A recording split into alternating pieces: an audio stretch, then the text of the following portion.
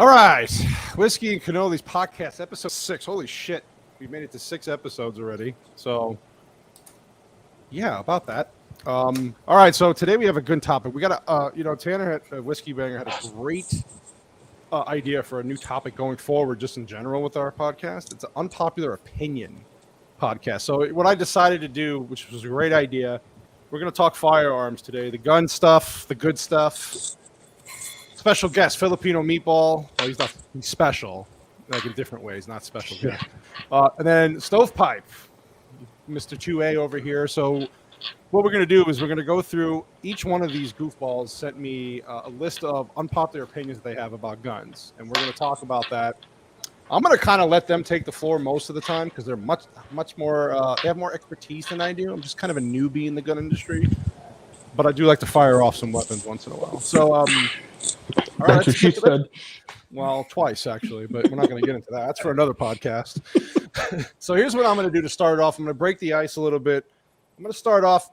Anybody wants to jump in first, go ahead. What is everybody's EDC, everyday carry at this point in their lives? Go ahead, Tim. Are we talking just firearms? Just firearms. What do you carry with you? I carry a Staccato C2 daily. Okay, this guy's trying to hunt elephants, but go ahead. On elephants, he's chasing cougars. Like, he's got that money, dude. Hello, ladies. Yeah, you like my Staccato? Jesus. There's a story behind why I have a Staccato C2, but that's my daily, and then occasionally, like once or twice a month, I'm in gym shorts and I'll rock a SIG 365. Okay, common, very popular firearm. Okay, stovepipe. I carry a Glock 19 with an RMR and an X300. Very common as well. Must be goddamn nice. 20-round backup magazine. See, he's ready. Oh, trust me, I've known Craig. Wait, you got a 20 round as your backup? Yeah. So proud of you. Thank you. So proud. 33 in the truck. Jesus. You can never be too, He's ready. too prepared. It's funny. Right? So I was talking with the girl, and we wanted to go to California, and we were trying to figure out whose car. The girl. I'm not. Okay. We're not going to do any further than that. That's fine. But, That's fine. we're talking about which car we wanted to take to California, hers or mine. And I was thinking mine's probably pretty dangerous because I find random rounds and shells everywhere. It's fucking everywhere in my house. Any box that I open up, there's a shell. I don't know where magazines are, and I don't know how many more than 10-round magazines I have. So I didn't think it was safe to take my truck into California. There might be something floating around in there. God, they're gonna confiscate the shit out of you, and they're gonna be like, "Here's a real felony, my friend." Yeah, for real. Go to jail now. Oh, that sounds very scary. Jesus. All right, Whiskey Banger, EDC every day. I carry a Glock 27, and for those that don't know, that is definitely very unpopular 40 Smith & Wesson. But I love that pistol. Works great. It just love you back. And it's one of the main reasons why I wanted to bring up this topic, because I know Tim for sure has very, very strong opinions about 40 cal. Yeah, we're gonna get into that a little later. Me, I'm just a simple man. I do switch off once in a while. I carry M&P Shield 9mm and M&P 45. I go week to week, like a woman changing clothes. I don't know what I feel like, but I do have backup magazines. I don't know if I have 85 rounds like stovepipe in the car, but to me, the M&P Shield 9mm is very easy to carry, easy to conceal. And the M&P 45, because if I want to put a mule down, I can.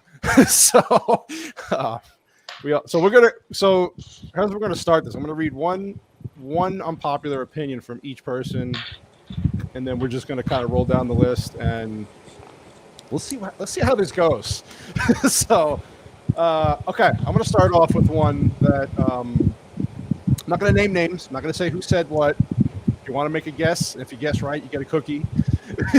But what kind of cookie are we talking about? I think your mic's a little. It's mine? A little high there, buddy. Okay, listen. You want to talk about high? No. Tim's mic is a little high? Yeah. Tim, do you have a fan above your head? Do you have a fan on my desk? Is that better for you? Yeah. Yes. Jesus, unbelievable. This guy Suffer in heat. suffer. Yeah, You'll sweat it out. sweat and like it. Listen, you're Filipino. You're from look, the jungle. You should be okay. I have solar panels. I'm just gonna crank my air down to fucking 90, like 63 degrees. Go fuck yourselves. I like Jamie's idea. The winner gets a cannoli. So, if you guess who said what, okay, I'm gonna start off the top. Here we go, because we got a lot of topics here. This is gonna be fun. Here's one to start off. Okay, 9mm rounds are overrated. That's Tanner. It's not even a question. It's Tanner. So, okay, listen. Like I said, I'm moderating. You guys got the floor. Whoever wants to start, because you guys know more about the stuff than I do. Defend your opinion, Whiskey Banger. Yeah, you want to explain yourself? So let me put it like this. I'll preface it by saying overrated doesn't necessarily mean bad or it's a shitty round, because it's not. It's a very competent round, good ballistics. It works very well for like an EDC, compact, subcompact pistol. But I find that so many people just absolutely get on this pedestal and just start going off about, oh my God, 9mm is the greatest thing ever. I mean, is it? In my opinion, Yes, the answer is yes. not really, but it's a perfectly good round. So that's why I think it's overrated. Okay. What do you got, Next. Tim? So every time that I have this argument with Whiskey Banger, which is like what, every 6 weeks or so, Every couple of weeks, yeah.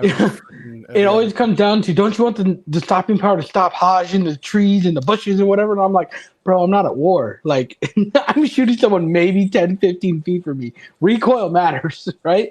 I want to put 2, 3, 4 shots on a guy before, before he can get a shot off on me. So like, I get the place of 45. I get the place of 9mm. For my application, 9mm all day. I just want 9mm. Like, and I know that the FBI did that whole big thing on it, and I always bring it up to you that like, oh, 45 can't even penetrate a jacket. Oh, that's what they found out. But like, it doesn't really even matter at the end of the day, because we don't wear jackets in Arizona. So for me, 9mm is not overrated. I just think there's a bunch of fanboys for 9mm because it was different than my 1911 45 caliber, right? Until they started putting 2011s and 1911s and 9mm, everyone was like, "Oh, you have to go Glock instead of 1911." I think that's where it came from. So I see where you're coming from on it for sure. But I'm a 9mm fanboy, so go screw yourself. Jesus. Okay, stovepipe. I think it's probably not too difficult to guess, but I want the capacity what that the 9mm offers in that compact gun. 15 on board the gun, 20 round backup, 33 in the truck. I want to be able to provide overwhelming firepower in whatever scenario that I need it. So that's where 9mm fits for me. So let me That's ask this: understandable. What if you're comparing? You carry a Glock 19, right? Mm-hmm. Comparing a Glock 19 capacity, if you could conceal it and carry it in FNX 45, you can get the same capacity. You're just gonna have longer mags, right, and a thicker grip. Why not have the 9mm in the FNX 45 shape? I'm now going to pick up an extra 2-3 rounds. At least, what does an FNX 45 even carry? 15, and then you can 45, right? So and, you're probably and then you could 20 in the mag. You could pump it out to 22 in extended mag. So like theoretically, you could have 15 in the mag, 15 plus 1 plus 22 on your hip, plus however many 22 mag sticks in your truck. Right. Yeah. There's also, less recoil to deal with. It's way cheaper to practice with. I load mine for about like 10, maybe 15 cents a round. And to, rip that all day long, I can practice 4 to 5 times as much as I could on a 9 than I could at a 45. Sure. Just make more money. Let's do that. Well, that's what we're trying to do, but hey, let's not get into that now. Okay. Wait, hold on. Do you want to see what Diana put in the chat? I was just going to say that, Tim. Wait. What? Do talk important stuff. I'm sipping out my bathing suit into my so Stovepipe doesn't know. Diana she's a person I know from Truth Social. She's a meth fan. We have a group, but she's got a little thing for Timmy here. It's not a little thing. Tim's got a little thing for her, but we're not going to get into that. Okay. All right, we're gonna go to the next one. So, speaking of round 9 mil over whatever round you want. Okay, let's do this. Stopping power is overrated. Okay, judging by Tanner's expression, that's Tim. Tim, explain yourself. Tim, explain yourself right now. That's because I knew Tanner was gonna put 9 mils overrated. I had to put this one in there. To me, the idea of stopping power is so antiquated. Like, you're gonna shoot someone with the 45 and their arm's gonna go flying across the room. Like, it's just not how things work, right? And with the advancements in 9 mil hollow points, like it's almost the same. It's negligible at that point in time. So, like, if you're carrying a 10 mil in your pocket, okay, we're bear hunting, urban bear hunting, or whatever. That would make sense to me. But if you're comparing like 40 to 45 to 9 to like 38 super carry, like it doesn't matter. It just doesn't matter to me. Like, stopping power just way blown out of proportion. Deep breath. You have an aneurysm over there. So I'm gonna politely disagree with you. I'm gonna say, now to be fair, I haven't seen a whole lot of people shot with pistols, but in the ones that I have seen, I've seen people that have been shot with 9mm and they kept coming. I've seen people shot with 45 and they were down on the ground. Now that could be a number of things. That could be shot placement. That could be dudes hyped up on meth. Who knows? But stopping power to me is one of the most important things, because in a high stress situation, your accuracy isn't going to be as good as you are when you're at the range. And I want every single one of those rounds to count. So I do agree with what StovePipe was saying about the 9mm. Capacity is important too. I mean, I personally like revolvers, but not as like an EDC, because you're not getting enough rounds. It takes too long to reload. But in those high stress situations, you need those rounds to freaking count, because I've seen too many scenarios where dude's assed up, he's mag dumping, and he's missing everything. So at that point, okay, you got a guy in the shoulder, cool. Through and through, between the ribs, not a sucking chest wound. I think, in my personal opinion, stopping power is one of the most important aspects of a firearm. Why don't you just carry Desert Eagle then, asshole? The Desert Eagle fucking sucks. That's a shitty gun. This is why I love Tim, dude. This is why I love Tim, because he goes to that, the farthest extreme. Like, minigun, as far as he can go. That's how he is. Bitch, why don't you have an Apache helicopter in your pocket, asshole? Stovepipe? I think you can kind of boil it down to handguns maim and rifles kill. So if you're going to have a handgun, you're going to depend on, well, anytime when you're trying to stop a threat, there's only two ways to stop it. There's physical, which means they cannot physically continue the fight because they're either dead or they've got too many holes in them, or they're going to stop because they're scared or they're emotionally affected because they got shot and they're no longer willing to continue that fight. So any of those guns are capable of doing it. 22 is capable of doing it. 50 BMG is capable of doing it. But at the end of the day, handguns maim, rifles kill. So, where else to go with it? All right, well, Tim wants you to buy a tank and put it in your pocket. So. Hell yeah, boy. Sign me up. I'll borrow the tank too. Shrinking tanks. This guy, man. Okay, that was a good one. Okay, I got a good one here. Tanner, there's a question for you in the chat. Oh yeah, whiskey. Whiskey, is that like going for the throat, eyes, and nuts? Like living with Tim? Are you sure that's not for Tim? Yeah, I think he, like, because you said he went for the extreme, so I think that's just, yeah. That's what it's like being friends with Tim. He's, Diana, listen, you got a lot to learn about my boy here. You keep saying that. I'm going to end up on a list that's an extremist. You already are. probably are already. We all are on the list, dude. Yeah, well, this isn't anything new. I get ammo dropped at my house twice a month, and I'm not already on the list.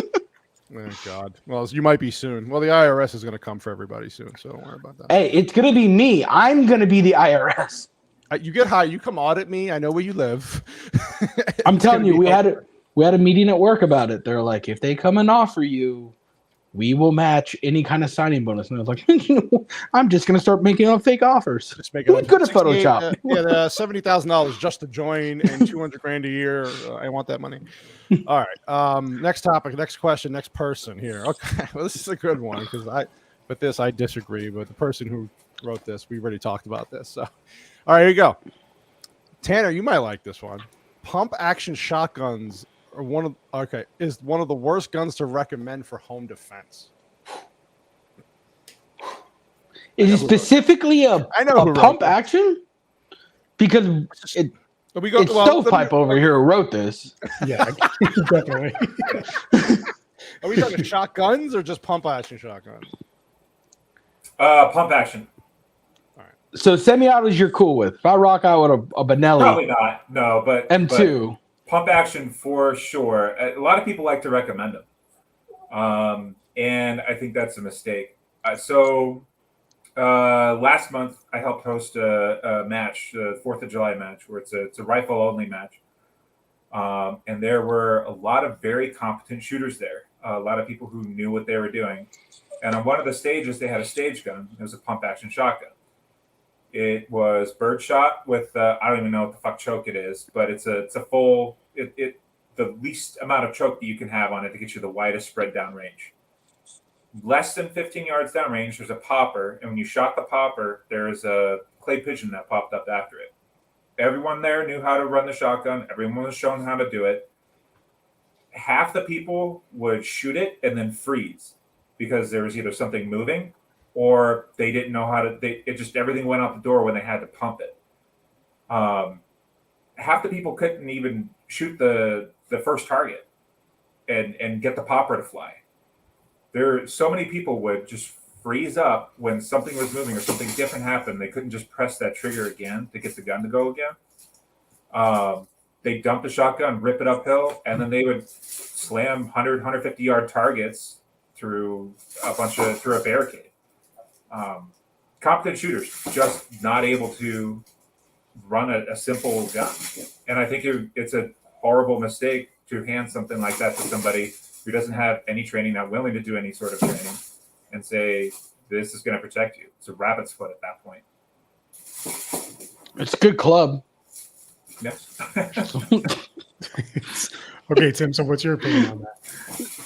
So when I first heard it, I was like, this is nonsensical, right? Like, people know how to run shotgun. Just watch any old Western, you'll learn how to run a shotgun, right? But I will say he makes valid points. Like, I grew up shooting skeet in the desert with friends and family, right? Like, that was my first gun to shoot was, and the first gun I owned was a shotgun. But like, now that he mentions like people just freeze up and don't know what to do, I've seen it. Like, straight up seen people don't know how to run a shotgun. They're like, okay, now what? All right, now pump it. Oh, like, even though you just told them minutes ago, I think it's just because it's so unnatural of a movement, because you teach everyone to pull everything in tight and don't move it. Now you're pushing away from you to bring back.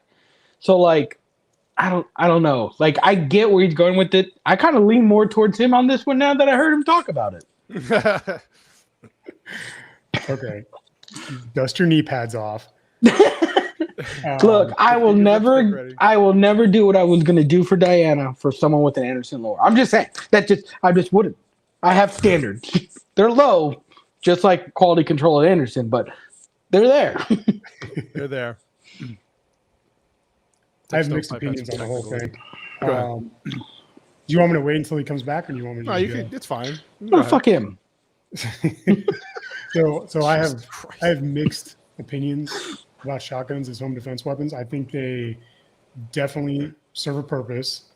I think the biggest problem is most people don't train enough with firearms just in general. So a pump action shotgun, I agree with StovePipe. If you don't know what you're doing, you're going to freeze. You're going to fumble with it. I mean, I'm not going to name names, but someone that Tim knows very well almost shot me and John, his brother-in-law, in the back with a freaking shotgun at the range. Luckily, it was birdshot, but because the dude didn't know what he was doing. He was trying to freaking open the slide without pressing the slide release and ended up pulling the trigger, and we got pelted with birdshot. So Jesus, it was stupid and it was ridiculous. And this, and Don't tell anyone what his profession is. Don't yeah, do I'm not that. going to say what his profession is. no, we're not gonna go there. But We're not gonna go there. I feel like pump action shotgun in the hands of the right person with the right training can definitely be a decent home defense weapon. Is it my first choice? No. But I can see someone who maybe isn't comfortable with like an AR, someone who wants something that's just, hey, some dude's messing with my freaking whatever in the backyard, rack it, scare the dude off, whatever. Because I know plenty of dudes that do that strictly because they don't want to shoot the guy. They just want to scare the person off. Fine, whatever. I don't agree with that, but a lot of people do that. So, I mean, just to answer the question, I think it's a viable option, but it's not my first choice. Well, I mean, remember when I got that was my first weapon, was the 12 gauge pump action, and WhiskeyBanger would not let me touch it until we went to the range at the Cowtown actually to shoot it. He goes, Donald, you can manipulate it, but I really wouldn't. I wouldn't even go near it until you get it to the range in front of me and we can walk through this. Because at that time, I was a novice. I didn't know what the hell I was doing. I was scared to even look at the thing. Jamie's up there going, "What is this thing? How do you?" I was like, "You know what? We're gonna get training," and we did. But I remember, especially with the shotgun, the impact of the shot of the power behind that damn thing scared the hell out of me. It didn't scare me. It scared Jamie. Remember, if you remember, she was intimidated. She's like, "I don't want to shoot this anymore." And me, I was okay. It was hilarious, but it was. Listen, no offense to StovePipe because I love you, but I do love my shotgun. But I do get the point. And again, it all comes down to training, trigger time. Yeah, and it's a lot different than a pistol. So yeah. Okay. You will never rise to the occasion. You will always default to the level of training you have mastered.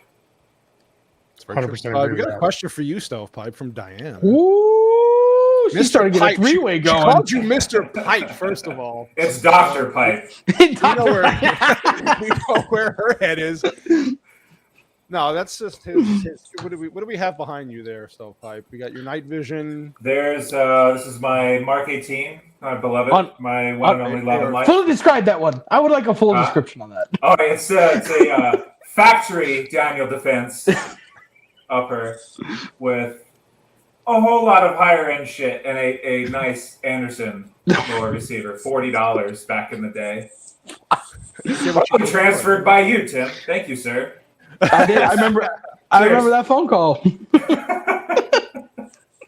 I mean, look, even Diana has a point here. See, shotgun's too forceful for her. I mean, for most so people, if you're a well seasoned, competent shooter, somebody who does a lot of shooting, does a lot of practice, they tend to not go with things like pump action shotguns. You show up at a 3-gun range; they're all running autos. Right. Don't talk to Tanner about 3-gun. Fuck their gun. Completely pointless. Oh, we had to go there. It's a shotgun reloading competition, is what 3-gun is. Basically, yeah. So, yeah. Just go do 2-gun. Why can't we just all do 2-gun and be happy with our lives? Yeah. Well, We're I gonna got wait for one the here. boomers to go. I'm gonna go a little out of order on this next person's list, but we're gonna kind of move around. Okay, I like this one because this one we always kind of debate. Okay, well, the Glock is a slightly above average pistol. Who is I it? mean, I have my opinion. But basically, so let's go with WhiskeyBanger on that one. Let's see what he. So, I don't know who wrote that, but okay, yeah. I'm like one person. Wait, no, this one. So let me just Preface. let me just go here. So, I have a lot of experience with Glock. For those who don't know, we've talked about it before. I was a police officer for a while. My duty weapon was a Glock 22, 40 cal. Tim. Shut up, Tim. Let him talk. hundreds, thousands of rounds fired. Had some issues with my duty weapon that was, it was given to me from the armory, and had some problems with it right out of the box. So it kind of left a bad taste in my mouth early on. This was back in like 2006, 2007. And from then on, I mean, like I said, my ADC is a Glock. My mom owns a Glock. My sister has a Glock. Tim has like 50 Glocks, whatever. Let's not talk about that. It's Cocks or Glocks? both. Well, Tim has both. Cool. Sorry. So I have a lot of experience with Glocks. They're a perfectly fine pistol. I think they are a solid pistol. I would say above average for the price point is excellent. Like people ask me all the time, hey, I'm thinking about getting my first pistol. What should I get? I'll tell them, get a Smith & Wesson, get a CZ, get a Glock. One of those three, you're perfectly fine. So, but the reason why I kind of sheepishly have a little snicker to my face, because I know Tim freaking loves Glocks. I don't. He's not the only one. You're gonna read my comment next? It's coming up, yeah. Yeah, good. I've found that Glocks they are reliable like 95% of the time. I know several people, including myself, that have had ones that have had all kinds of issues, had to replace extractors, had to change out slides, barrels, freaking warp it, whatever. And you could say that about any kind of pistol, but this is just from my experience. It's a solid pistol. I recommend it, but I see too many forums and too many, freaking granddaddy talking about, oh, this freaking Glock 17 Gen 3 is better than like a Nighthawk custom. Okay, That's not ever happening. if we're talking about like what's better for like an EDC situation, for sure the Glock's a better choice, but the Glock itself is not a better engineered pistol than a Nighthawk custom. That's just my opinion. Don't tell that to Gaston Glock. Oh shit. Well, Diana has a question here, and maybe you want. Why do they issue cops Glocks? Oh, I'll answer that for her really quick. Tim, go. Cost effective, easy maintenance, and they don't have a safety and run. For the most part, they run. That's why. I mean, that's it right there. It's departments get them for cheap. 9mm. Some people still carry 40s. I even see police officers are rocking 45s. Did you see that the Texas Rangers can run a Glock 20? Which is Yeah. They're like, I'm like, who's rocking a Glock 20 in the Texas Rangers? I want to shake that man's hand. The Glock also has a very aggressive marketing campaign for law enforcement because they know it's going to help the civilian sales afterwards. If you can tell people that 67% of law enforcement agencies use your pistol, of course they're going to go for it. That's why winning the military contract for SIG was so important. It's huge. That's a good point. Okay. Well, that was. Go ahead. Well, I'm sorry, Tim. Go ahead. No. They Trying to say something. All I was gonna say is I have 18 Glocks in my collection, like either from Poly 80s up to like I have an agency arms Glock, right? So like depending for me, if you talk about a Glock, it's one or two things: Legos for adults, or it's a Honda Civic, right? Like a Honda Civic has the market covered on cheap, reliable transportation, right? It's not super fancy. If you want that, go get a Glock 19, right? Get a Glock 17. They'll be just fine. But like if you want to go super Gucci, like I have a Glock that I have like $3,000 into. Like you can go do that with it, and it runs like a champion. Like I can't outshoot the gun like forever. I promise you, I put the gun on the table here. No one here can outshoot that gun just because of what's into it, right? But like that's just the fun part of Glock. To do that with something like my Staccato would be ridiculously expensive, and I'm not interested. There's just not that much aftermarket support that like Glock has. Okay. So you're wrong, Tanner. Hey, I said above average. That's like a 7 out of 10, dude. That's Hey, solid. listen, Smith & Wesson for life, but hey, that's just me. but that's just like, okay, well, here's what I'm going to do. These next two questions kind of correlate with each other. So, again, I'm not going to name names, but you know who you are. So these kind of these fall in line with each other. So you got one saying Glocks are the premier gunfighting pistol. Okay. I agree with that statement. Yeah. Hi, Stovepipe. I was like, Stovepipe. And then, well, hold on. So we'll answer that so remember that question. Glocks are the premier gunfighting pistol. But then this person says if you are a proficient shooter, still carrying a stock Glock 19, you're a liability in a gunfight.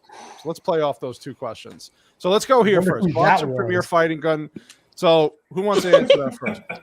Who wants to go with Stovepipe? Go first. They are the premier gunfighting pistol. So Glocks are the premier gunfighting pistol. Everything about it, man, they're designed to still fire when they're missing parts. They're designed they are as small as you can get with the most amount of fire capacity.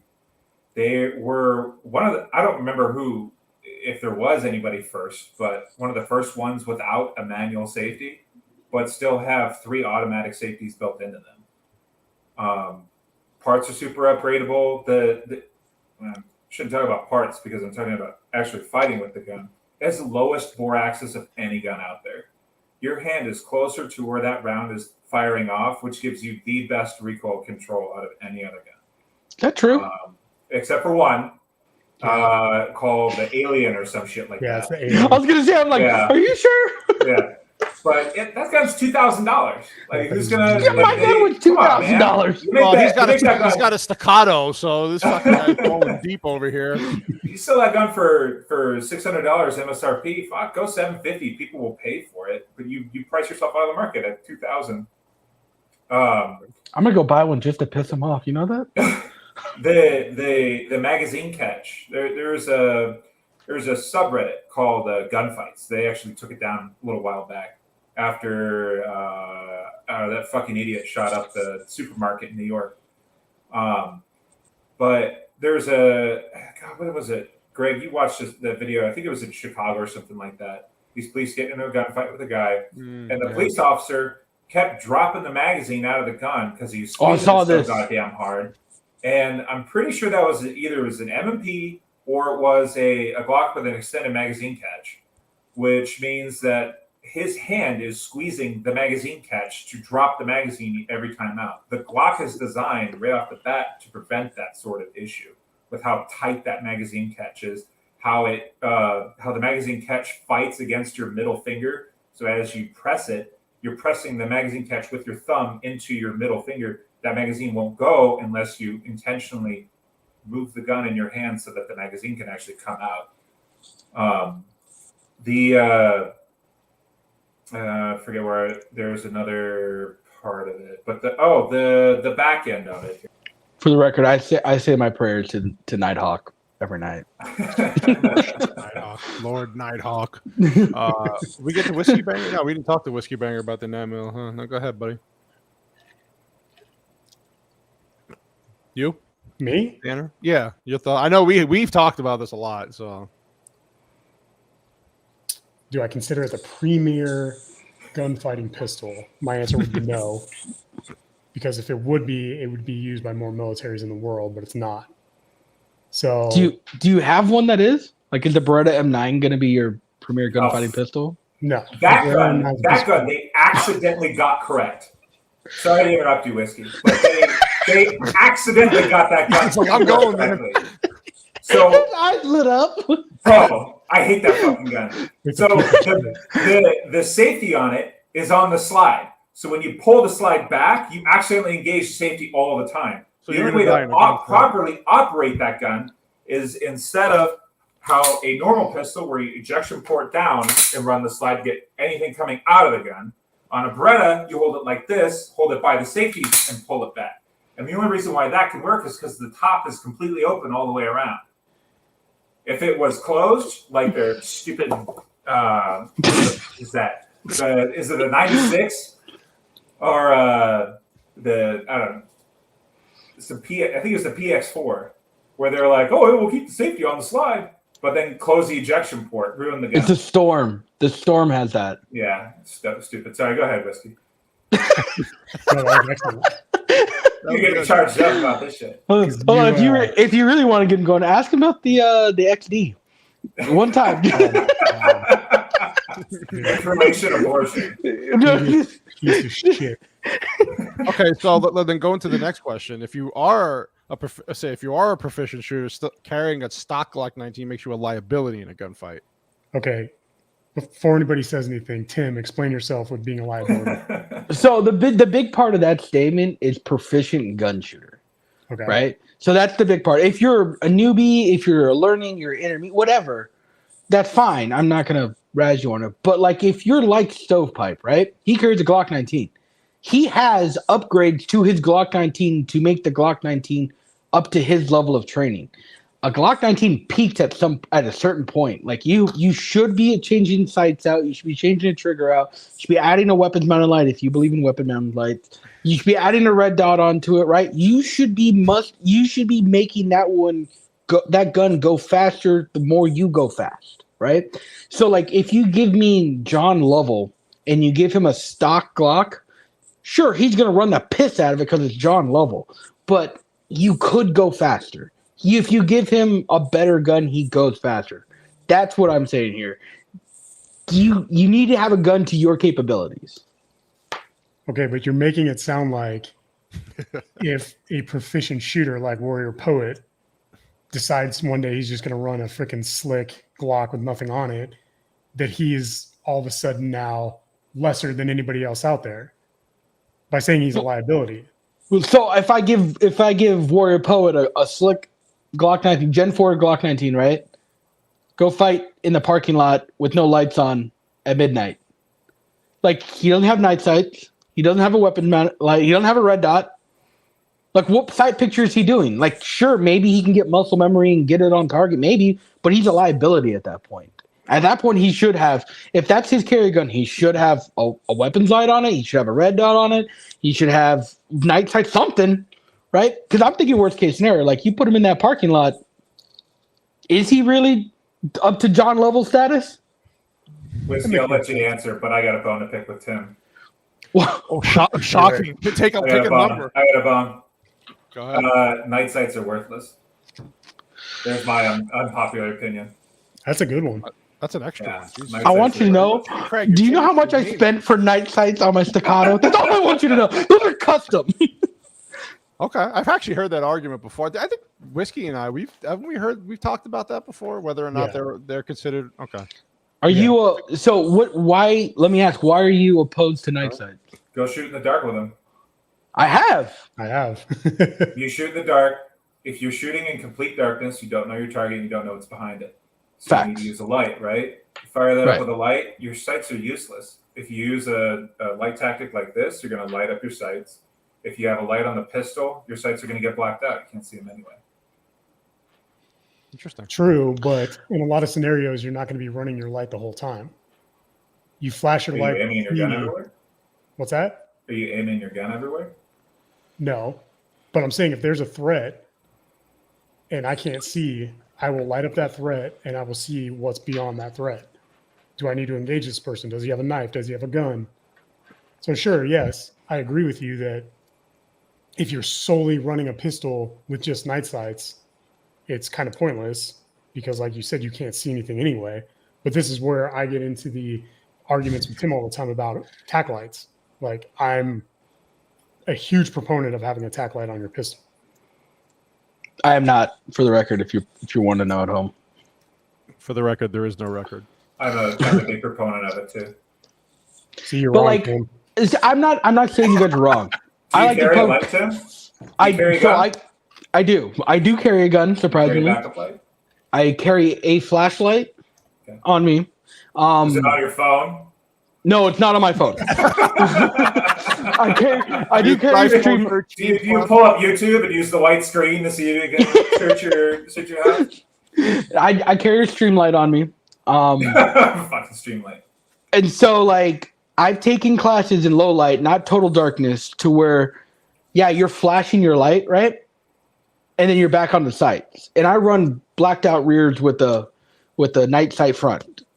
So to me, it doesn't, in low light, it helps me a lot. I have never done it in like pitch black darkness, right? And the idea of flashing a light to get a target and then put that on there with your eyes dilated and stuff, I don't know how that would work for me. So, lack of experience, I'll bow out of that question. But for me, I'm not against weapon lights. I just don't want to buy another $140 holster to accommodate mine. Well, yeah, Okay. but you want to buy a staccato, but you can't buy a freaking holster for $144. I just, tier I know 1 concealment is like fucking 8 months of wait time. No Let me kidding. get this straight. Your liability if you don't have all this extra shit on your gun, but you don't have all this extra shit on your gun. So you're just calling yourself out. No. I say specifically a Glock because it has its limitations. A stock Glock doesn't have any advantages for it. Like, put a stock Glock next to Stovepipe's Glock, not the same. Put it next to my agency arms Glock, it's not the same. It's not the same. Sure. But you still don't run attack lights, so you're wrong. It's just on the staccato. I have them on other guns. All right. Well, that was a fun segment. Let's do that again. Okay, that was good. All right, now I'm gonna move on to the next one. I'm kind of, like I said, jumping around here, so I'm saving a good one for kind of the back end. That it's gonna get some conversation going. But here we go. Okay, let's do how we carry our weapons. Appendix carry just plain out sucks. I mean, there's no straight at it. Appendix carry is overrated and it sucks. Let's go with that one. Who wants to take that one first? That's got to be Tanner that said that. Of course. I mean, he did laugh right away. We kind of know who's saying what. I fucking hate appendix carry. Now this is more just me ripping on it because I fucking hate it. I don't think it's wrong. I don't think it's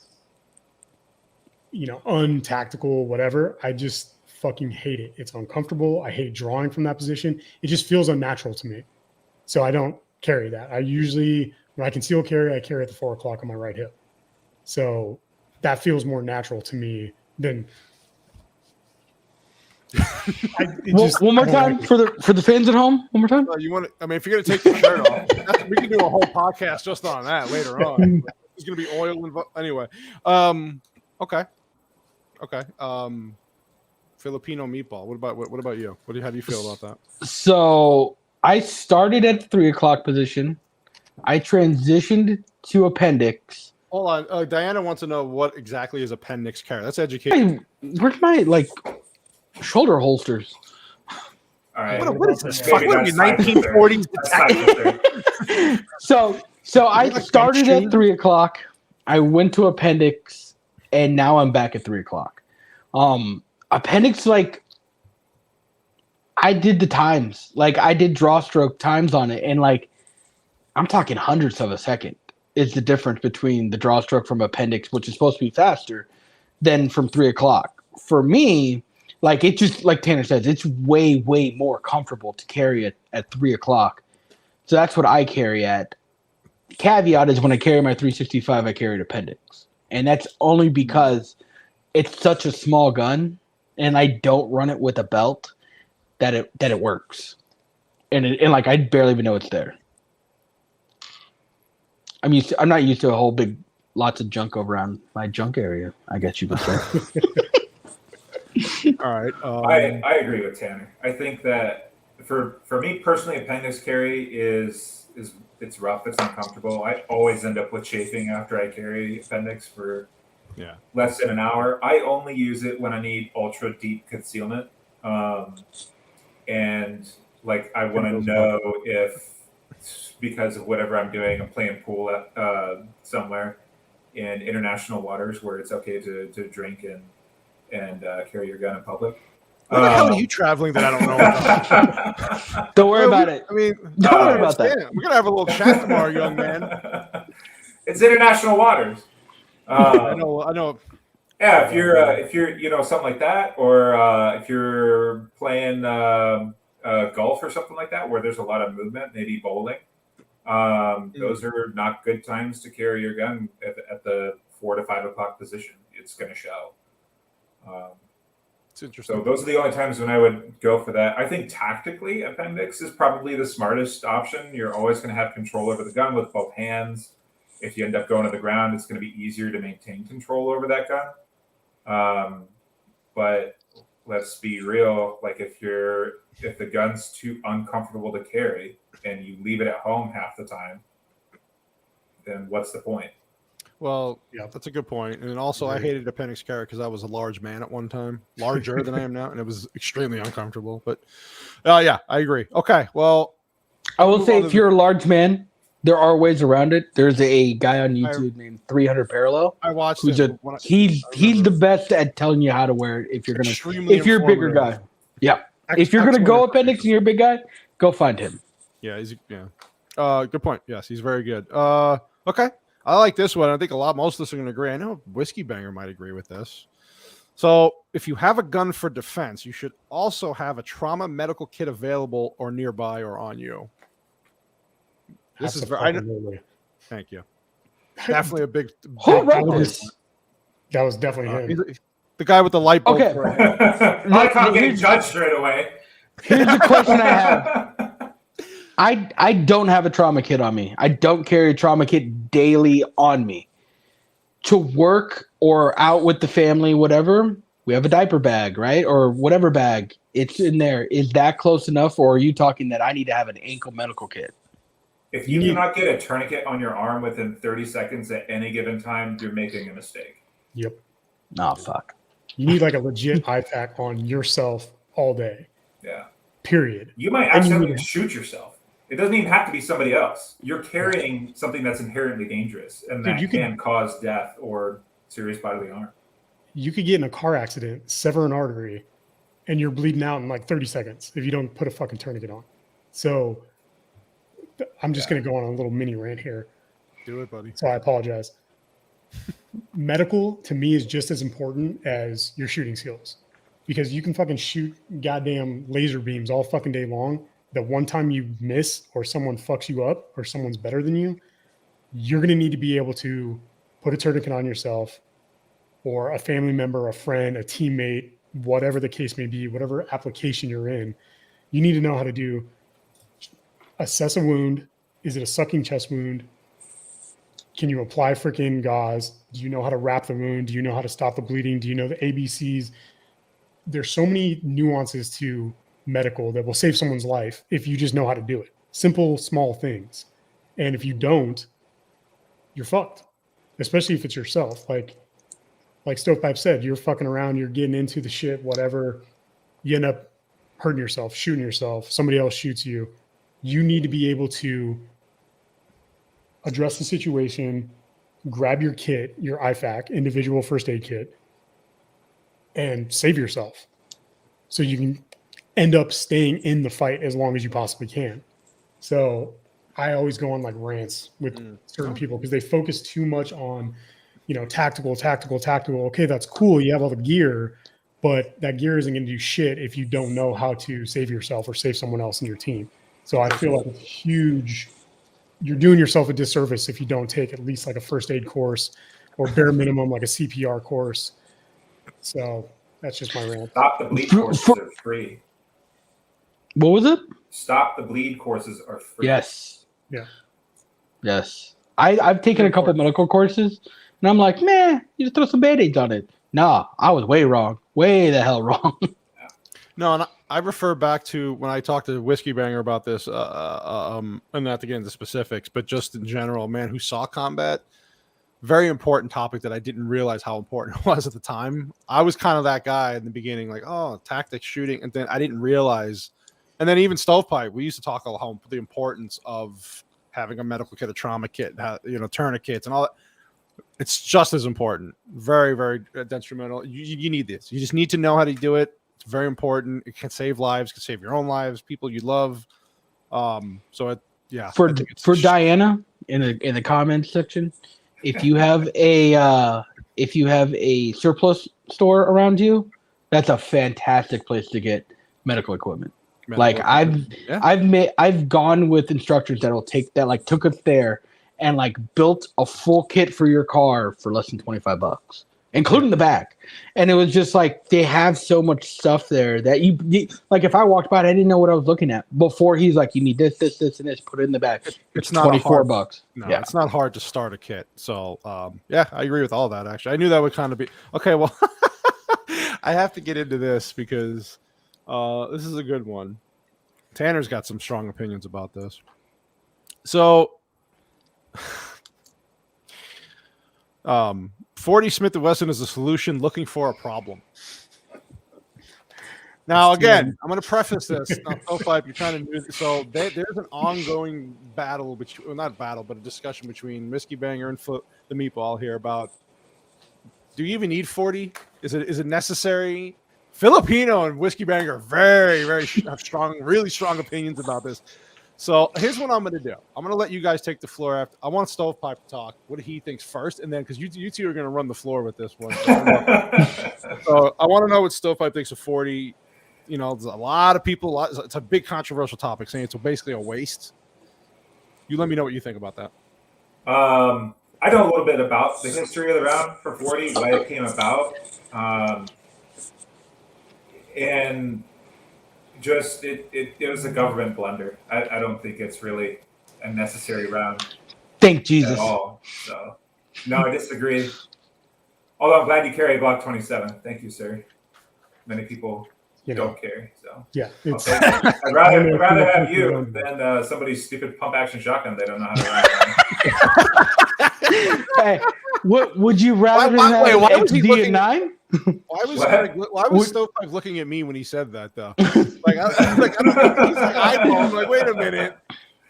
So I like how Stovepipes are like, I like to thank everyone that carries. Except people that carry XD. Fuck you guys. Fuck you. Yeah, you're the liability, not the stock Glock 19 guy.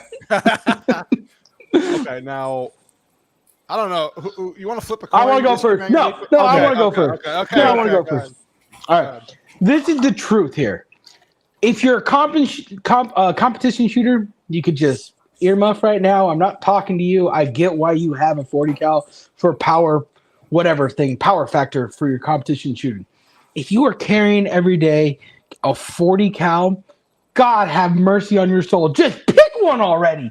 Just 45 or 9 mil. Just pick one. No. You can't do that because you, of all people, cannot do that because you will sit there and stroke 300 blackout all fucking day long. Like it's the new Lord's round. No, it's the Lord of Latter-day Saints round. It is an in-between bullshit round between a 308 and a 5.56. So don't sit there and try to tell me that, we'll fucking pick one, blah, blah, blah, blah, blah. Are you saying 40 cal is 300 blackout? Yes. We can't be friends. 300 blackout. We can't be friends. I carry a 300 blackout rifle with me everywhere I go in my life, and you're just saying it's a 40 cal. We can't be friends. It's not the same. It's the 40 cal of the rifle. What's the point of a 40 cal? Bro, to be a bitch and snappy? I feel like that's what the point of a 40 cal is. Bro, you could say the same thing about a 9 mil running plus P rounds, dude. It gets snappy. And I will say this. This is so here's my little quick. So then that defeats the purpose. If you want a snappy bitch round, just get a plus P 9 mil and throw the 40 in the trash. But you're still getting better ballistics out of the freaking 40. Oh my God, it's semantics at that point. Schematics at that point. Look, I will say this. Now, I might be a little, I've been shooting 40 cal for a long time, right? So I've been shooting 40 cal since like 2006. I've predominantly shot 40 cal out of pistols, 40 cal and 45. Now, does that make me a little biased? Absolutely. But I will say this. If your split times are a little bit better with 9 mil, awesome. If you go up to 40 and you're fucking shooting like shit and your grouping suck, you're just a shitty shot. So that's my argument of why I like 40 cal, because I can shoot 40 cal just as good as I can shoot 9 mil. Can you shoot 40 cal just as good as 45? I think I shoot 40 best out of all three. Then why aren't you carrying a 40? I'm going to buy you a 1911 inches. That's what you're going to carry. You're going to carry an officer size 1911. Did you not hear what I just said? I said I shoot the 40 better than out of all three of them. I can't. Yeah, I can't with this guy. Dude, I'm just saying. At the end of the day, shooter preference, okay? I know I say that all the time, but I'm a firm believer in that. So if I can shoot a 40 cal just as well as I can shoot a 9 millimeter, plus I'm getting a little bit better ballistics, I'm going to go with that all day long. Now, is that the right answer? No, that's just my answer. Correct her. It's not the right answer. That is the correct answer of all. Clip that. CannoliSasquatch, clip that. That's what we need to put out. Now I'm going to go back to one of Tim's arguments, going back to the little FBI thing. Well, 9mm is the best because the FBI went back to 9mm from 40 cal. Not because the 9mm is better, not because it was getting better ballistics, because the fucking FBI agents couldn't shoot for shit and they couldn't qualify with the 40 cal. So again, it falls back to your shooting skills. If some piece of shit who's slapping the fucking trigger can't get a good grouping with a 40 cal, then yes, by all means, knock yourself out with a 9mm.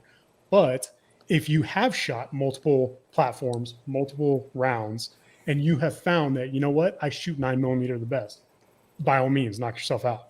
I will never knock someone who prefers 9mm over 40 or 45 if they've actually done the freaking trigger work.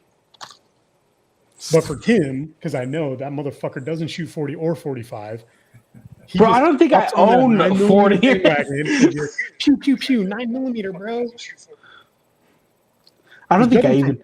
Like, I don't think I own well. a gun that's in 40. I'm pretty sure I don't. Like, I don't know StovePipe very well, but judging from what he said, listening to him talk, looking at that sexy, slick freaking kit in the background, the dude has a lot of trigger time under his belt. On an Anderson lower. So, so I feel like he has gone through the gamut, taken his time, shot the rounds, decided, you know what, 40's trash. It's not for me. I prefer capacity. I like the 9mm better. I shoot better. Awesome. Like, I totally agree. Does it have similar capacity to 9mm?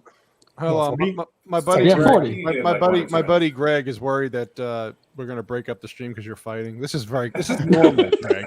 This is normal. This is normal. When you talk to Tim on the threads or text thread, this is normal.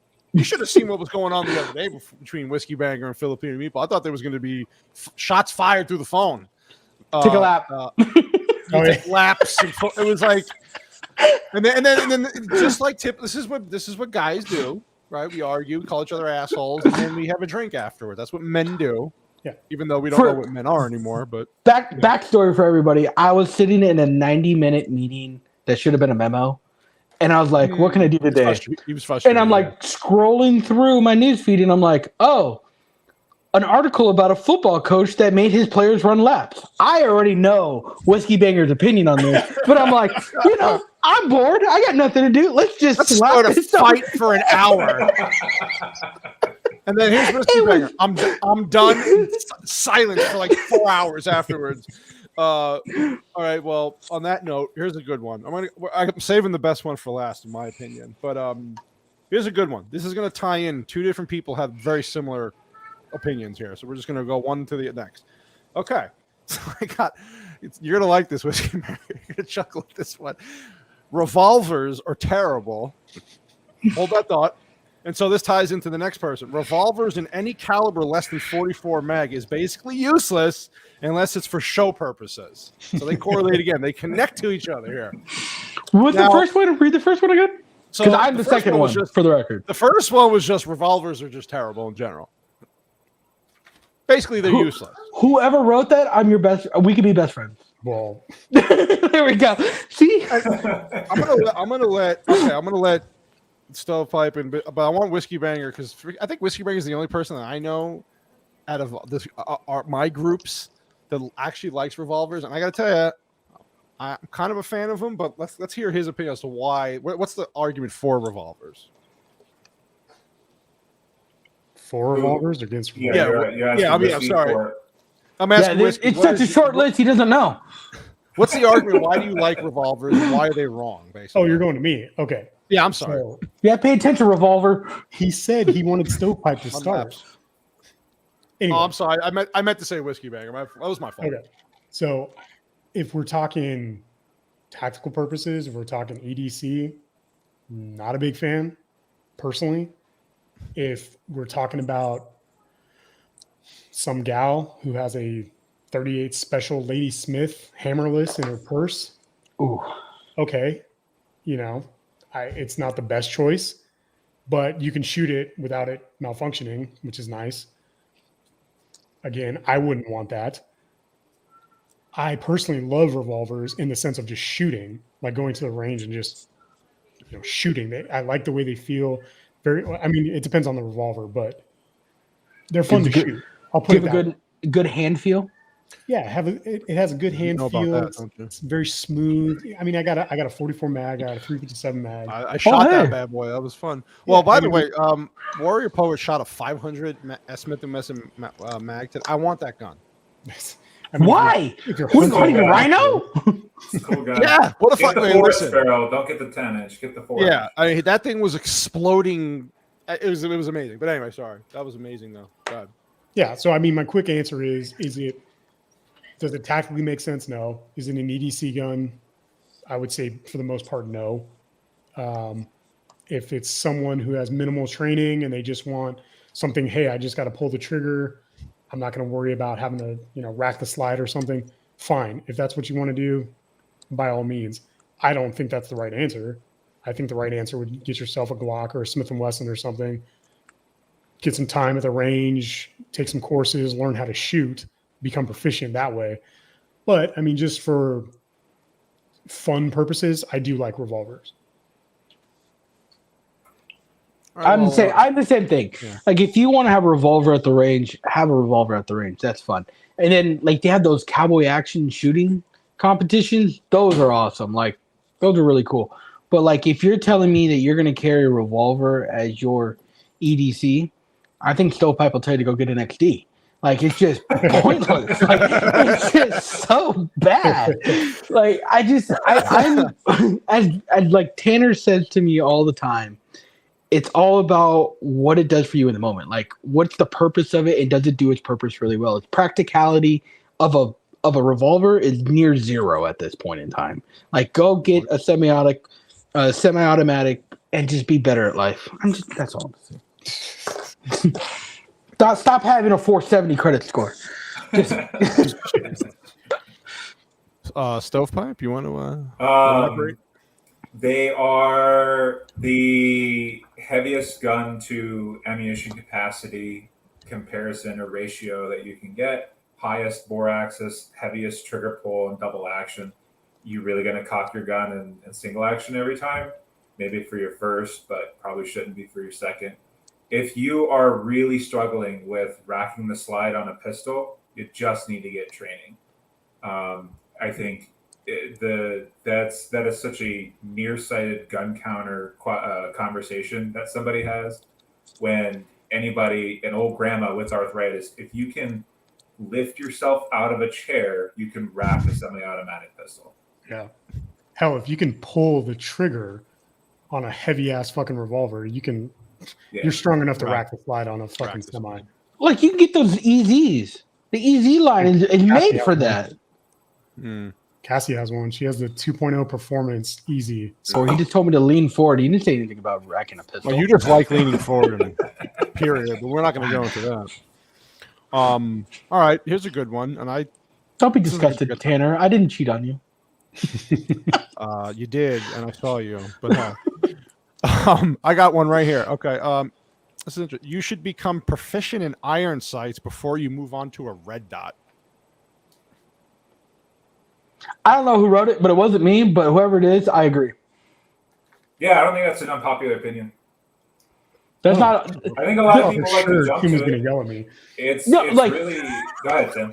I carry a $2,500 pistol on my side that's iron sights, right? Like I'm currently trying to transition over from iron sights to a pistol red dot, and it's been like almost 2 years, something like that, since I started trying to do it, and I'm still not proficient enough to do it. So, like, yes, you need to be 100% proficient in your iron sights to get your presentation dialed into damn near perfect before you even start messing with the red dot. Because, like, I started with the red dot. I'm like, my presentation's pretty good. And you're like, where the hell is this dot? God damn it. Then we start fishing. Then we start hooking things. And it gets bad.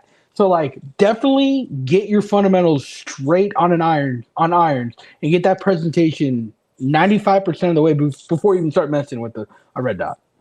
I think the only thing a red dot's going to do for you is take away the question of whether or not your sights are on target at further distances. So the red dot's not going to make you Point. inherently faster just because you have it on there. It's not the same as a rifle as it would be on a pistol. I'll say that. But who's your you- boy? Eric? Eric over in the mall, busting that dude at 40 yards. Elijah 10 rounds Dickens, on the target. Lord. Elijah, my boy. Yeah. That's just going to take the guesswork out at that distance. I'm going to be honest with you. I shoot faster with irons right now than I do with the red dot. You're probably not wrong.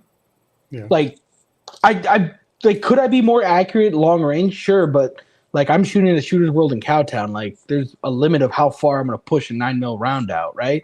So, like, for me, the draw and get 5 shots off all A zone, iron sight. If you give me a gun, I'll take iron sights all day. So iron sights, no flashlight on your pistol.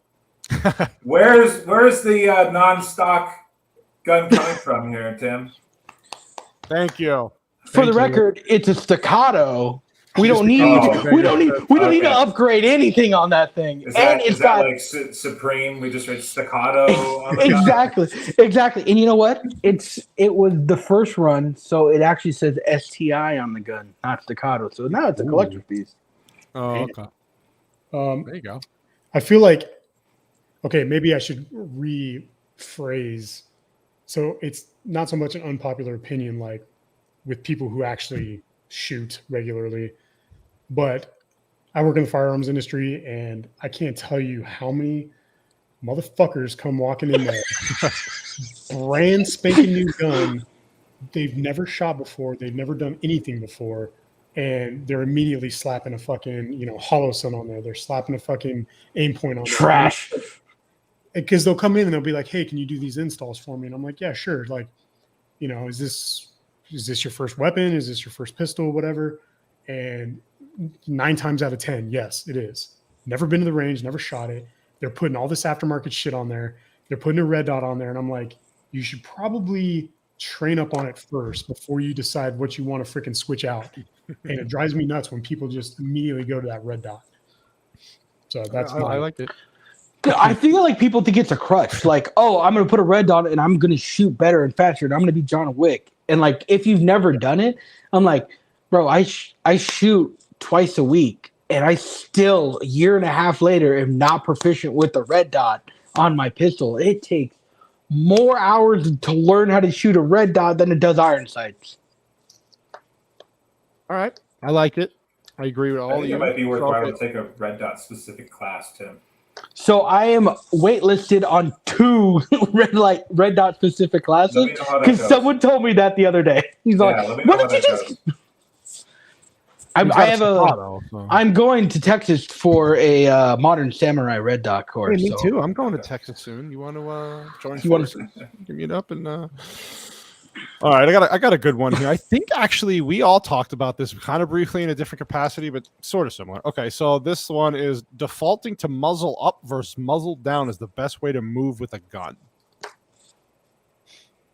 A gun and period or a pistol? I saw WhiskeyBanger smirk there. Are we going pistol or are we going any kind? I'll tell you what, either one, Tim.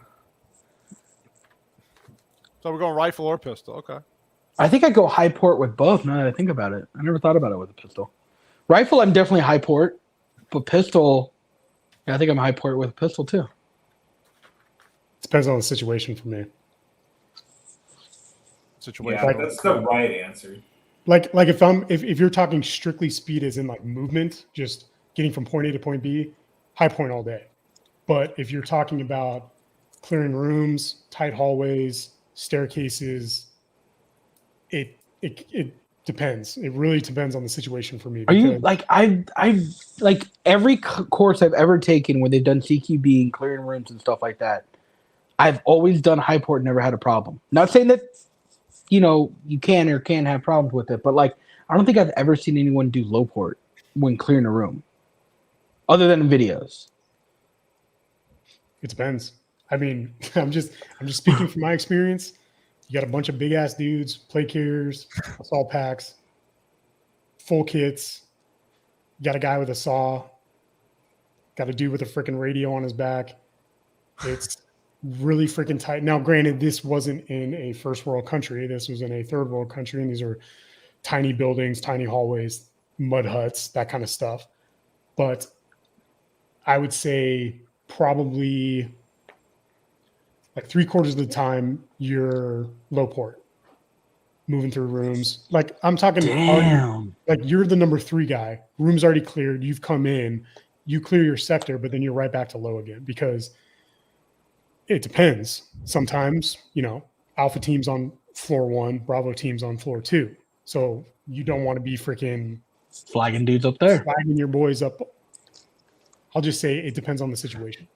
But to answer the question, moving from point A to point B speed-wise, definitely high port. High port. Oh, you want that high point, don't you? Lie to me. Now we're getting into schematics here. I mean, well, yeah, okay. I know that's a conversation. I see a lot of people on YouTube have this argument about what's proper. Again, Stovepipe's right, WhiskeyBanger's right. It's situational. I agree. Well, I mean, I was gonna save this for the last one. I was itching for this to ask this question since I got this list from all of you. So I'm just gonna go with the banger. Let's do it. Let's go out with the fight. Let's go Rocky versus Drago here.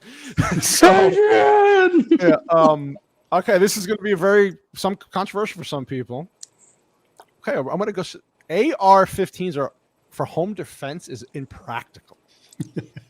All right, before people start throwing shit at the screen, calling people names. Who said that? Who the fuck said that? I'll see you guys next week. I'm out of here. I know I've had many conversations with people about this topic. Many for, many against. So I'm gonna go with whoever wrote that question. I think maybe they should take the floor first, because I want to see what the reaction to this is. Okay, so You're a bitch. this unpopular opinion is it's geared more towards average Joe, right? Some guy who just went to the store, bought an AR, is like, fuck yeah, I'm Rambo. This is my home defense weapon. This isn't really geared towards people that have had training, that know what the fuck they're doing. Because the reason why I consider them impractical is because in a home defense situation, sure, I agree, capacity is important. You want the rounds. But it is impractical to have an AR platform to clear your house if you've never actually cleared a house before. So if you actually haven't done it and know the nuances of like how to manipulate your weapon, how to clear, I feel like a pistol is so much more practical. You can get it tighter to your body. Show them that video then. Show them that video of the guy that's like how far a pistol out is versus a rifle. Dude, I wanted to stab that fucking dude. Tanner says it's a video. Is like, what's wrong with this? And then like I'm 10 minutes behind it, and Greg's like, "Is this it? This it?" And I'm like, "Did that motherfucker put the muzzle in the dirt?" Dude. I can't even finish the video. Like, oh, that was bad. Yeah. Did I send that to you, Stovepipe? Did I send you that video? No, I told you about it. Okay. There was a lot of people pissed off in the comments. Sorry, Whiskey. I didn't mean to cut you off there, buddy. Oh no, you're good. I mean that video is a perfect example of what I'm talking about. You got someone who thinks they know what they're talking about, but they don't, and they obviously don't. But did you see his shorts? I mean, come on. Yeah, the dude had a Hawaiian shirt on, and he's fucking like cool. He's about to do the boogaloo. Guys, huh? Yeah, one of those guys. Sandals and he's going to the boogaloo. Birkenstocks and a fucking Hawaiian shirt. Yes, I understand. Like in that video, yes, the point he was trying to make was, oh, look, my rifle only goes this far. And oh, look, my pistol only goes that far. Like, okay, cool. But you're not clearing rooms like this with a pistol. Nobody does that. So for me personally, my home defense weapon is a pistol. I prefer a pistol. It has a tack light on it. I like to be able to get super small, super tight, keep that pistol right up close to me. I shouldn't have a problem with that at all. Super small, super tight. Exactly. Christ. I like having a free hand. Now, granted, you can have a free hand with an AR as well. You can open a door, you can grab some, whatever. But it's a lot harder to manage an AR and actually shoot and engage, especially when you have a bunch of shit on your AR. than it is to just have one hand on a pistol. I can see it. I can see it. I can see it. Now, Hey, we got a comment here from our boy Corey Stovepipe, and this is what he had to say, and this is why a lot of people feel this way. 100%. Yeah. So if your gun's in the safe, then it's useless, right? But if your pistol is available or if it's on your body, you go to bed with it, and it's in a little handgun safe that's on your nightstand. That's ideal. The other thing to think about too, tactically, if you have kids, as Whiskey was saying, if you're having to go hands-on with kids and getting them to move from one place to another in a stressful scenario, it's a lot easier to do that with your left hand than trying to communicate to them where you have both hands on your rifle. It's fucking scary. That's got the gun. Shit's going down. What's going on? I'm pretty sure a 4-year-old is going to understand that, this is a bad scenario. No, they won't. I will tell you, as someone who has a 3, almost 4-year-old, like we do these drills, like waking up in the middle of the night and getting my 3-year-old, almost 4-year-old from her room over to the safe room, right? Like that's a drill that we run, and they are terrified and they don't listen to you and they want to know what's going on and they're not quiet. So like the idea of having one hand on her, right, while I'm damn near dragging her across the floor with another hand accessible is a big factor. Yeah. And for me, like I've always been taught that your pistol is a way to get to your rifle, right?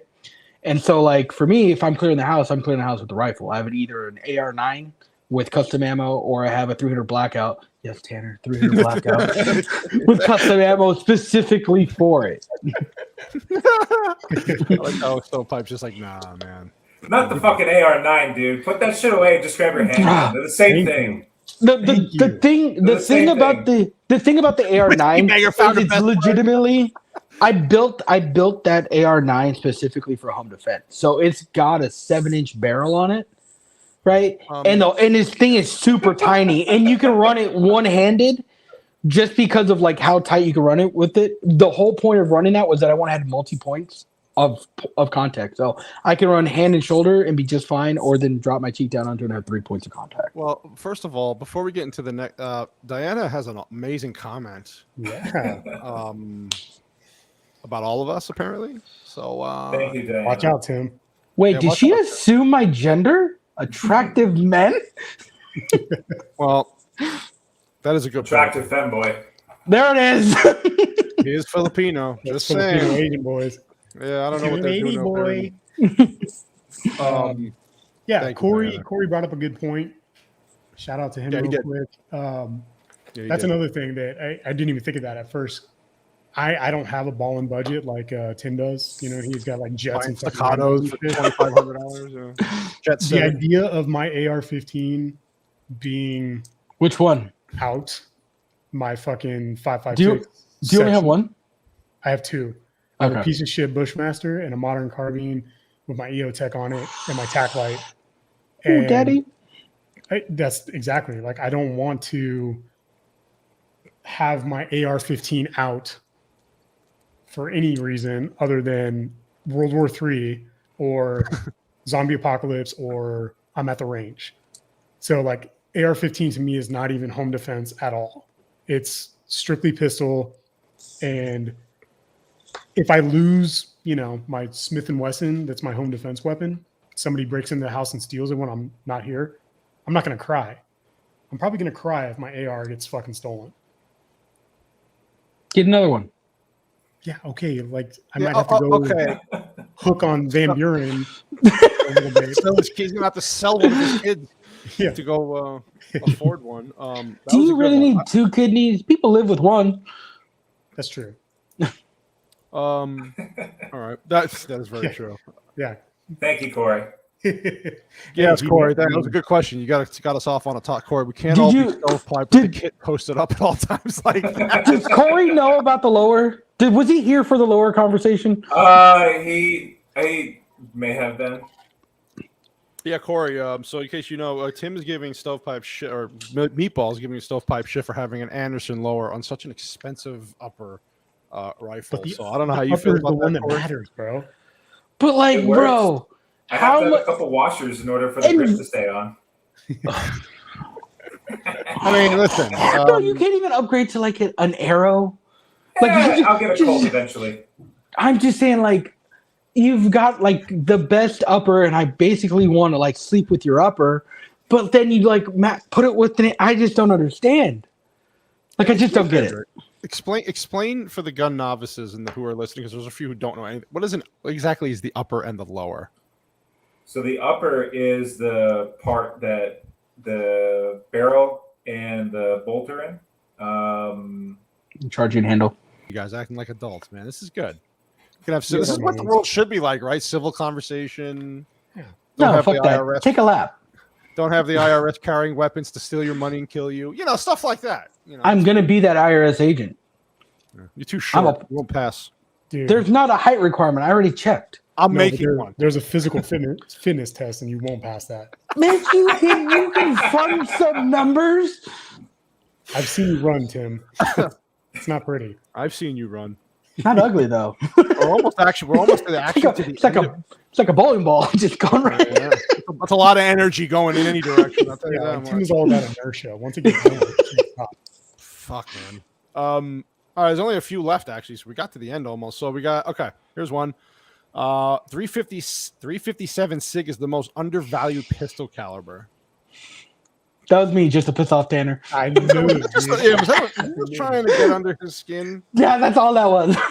Well, now you got to elaborate because you're on spotlight's on you, buddy. You're on the spot. So that caliber for a while for me was like fascinating. I was like, oh, why would you come up with this very special round that doesn't solve anything, right? And like, what are we trying to win contracts for like police departments or something like that? And that's actually why they came up with it. Was they're trying to win a federal contract with it. But like, the more I look at it, the more it's 40 cal.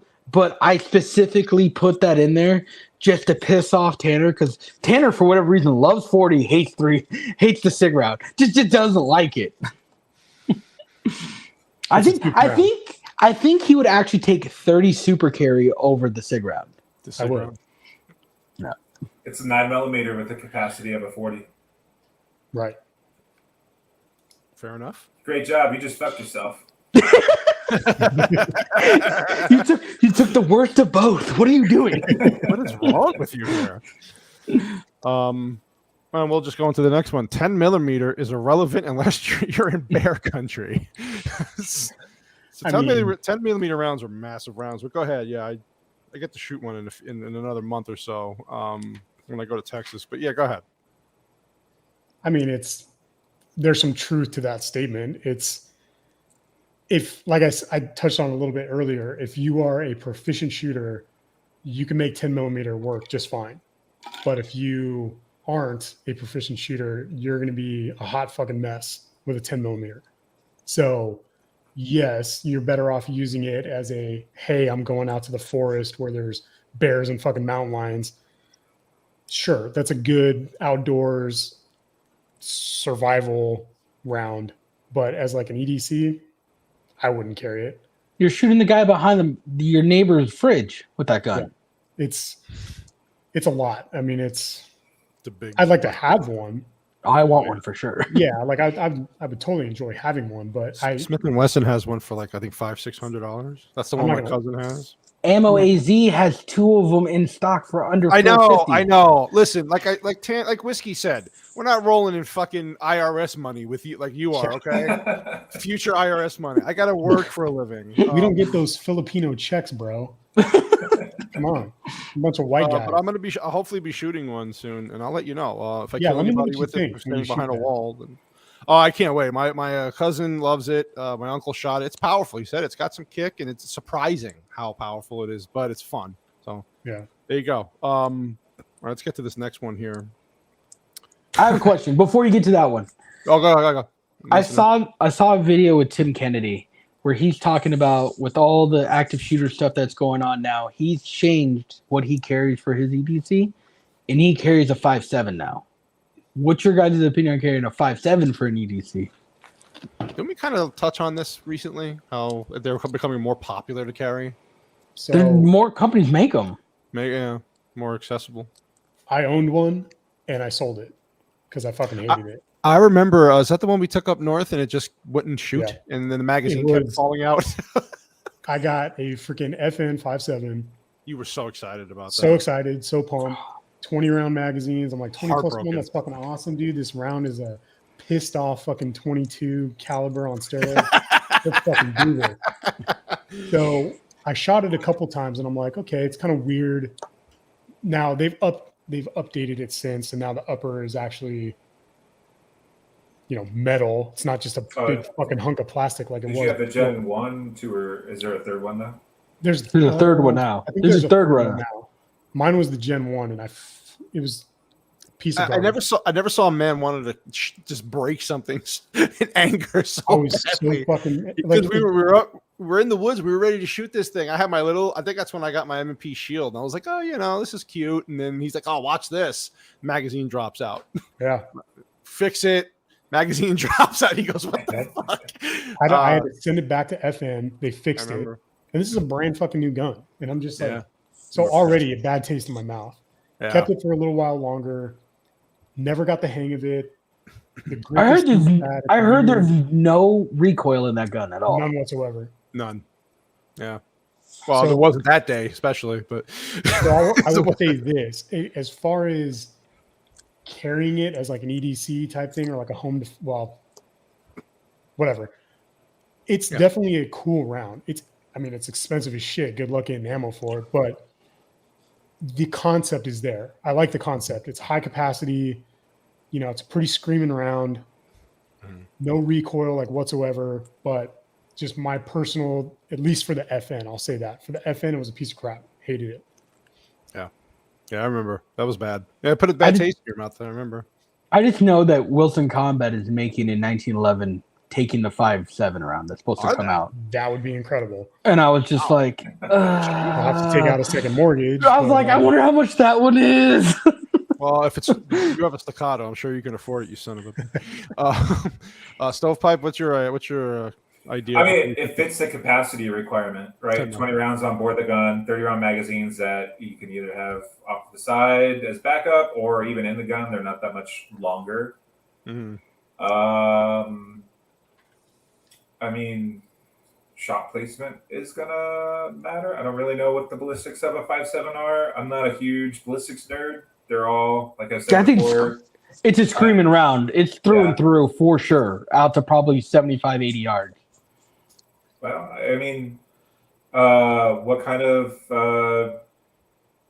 is there a big risk for over penetration? Do they make that's my thing? Is like it's the same thing with the 10 mil for me. Like the over penetration, is it worth that stopping power that you're going to get? I don't think it is, because like a 10 mil, like you shoot somebody, it's going through that person and maybe the next person. A 5.7, it's going through that person, the next person, and maybe a car door.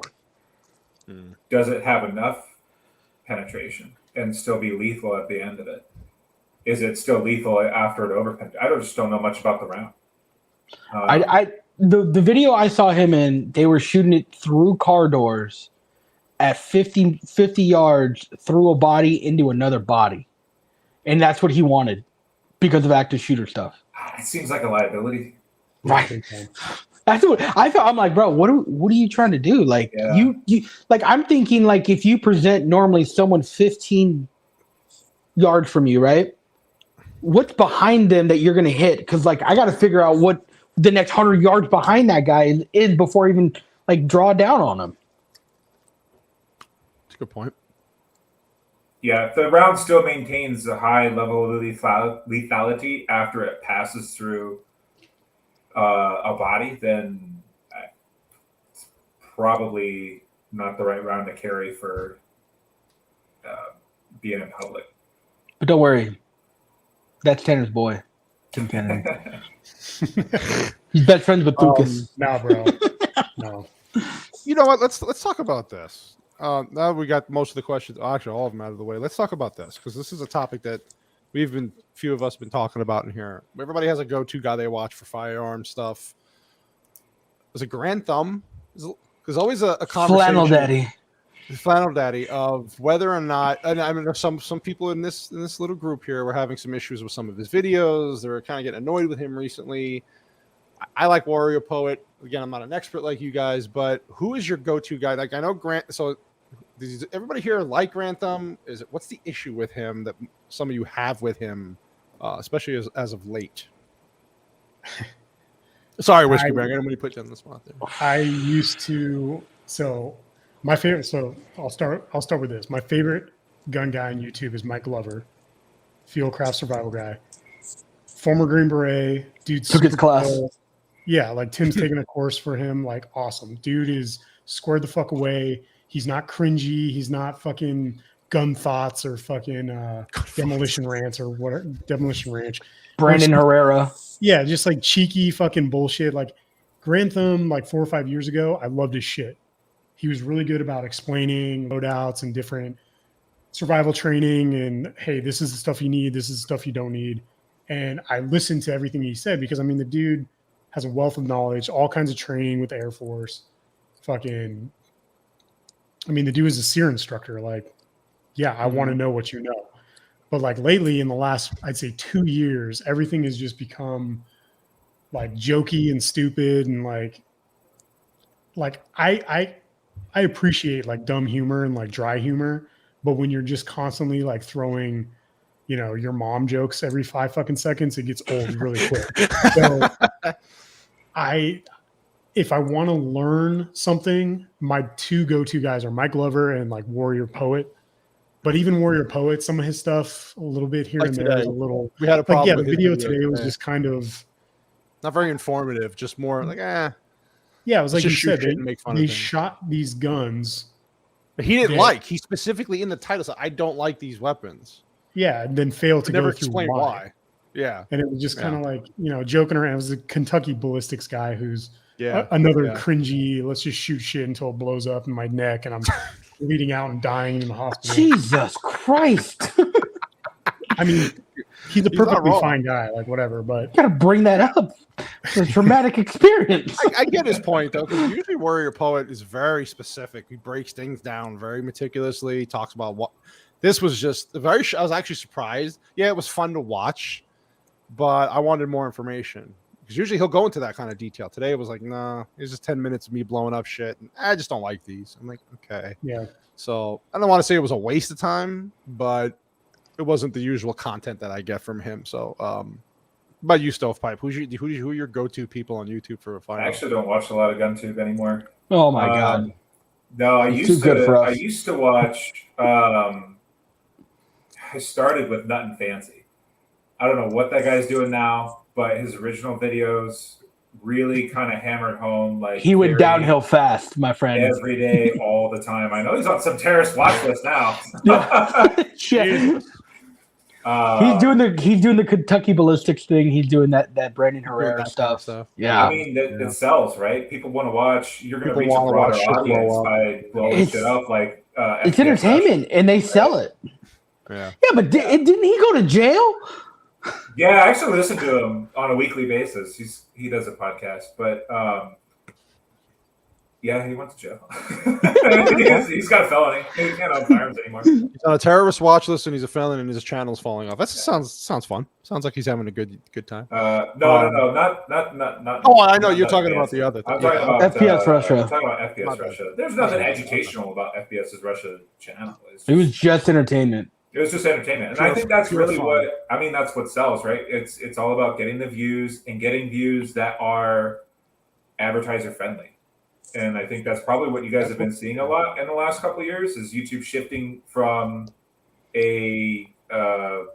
from an individual platform to more of a corporatized platform where you have to please the advertisers or whatever YouTube is going to do. You can't they're get out changing there a lot. and say your own opinion. But unfortunately, my guy, who I really admire and respect a lot, and you've heard me regurgitate a couple shit that he said here tonight, is passing away from ALS. That's James my man. Yeager of Tactical That's my boy. Yep. He was my go-to for the longest time. God rest his soul. But Yeah. That's I remember watching some of his stuff, and I remember when Craig Stovepipe told me that, I was like, "Oh shit, man, that's rough." But yeah, he was good. He was my that's go-to sad. for the longest time until you could watch the deterioration in the videos, Slowly, and it was just yeah. Yeah. That's rough. That's rough. Oh God! So we didn't kill each other tonight. That was good. That was fun. I like these. I like this unpopular opinion. Thanks, WhiskeyBanger, for adding a new some depth to our podcast now. Because now we can do this. With He's any never hit subject depth now. in his He's life. like, I don't know. Well, it's not what your boyfriend said, Tim. I think any future podcast. StovePipe was about to say something there. Were you going to say something? I've seen a couple of people, at least one guy mentioned in the chat that they're really appreciative of the firearms related content. They're new to it. I think that was Diana, was it? No, I think it was someone else. Abomination AJ.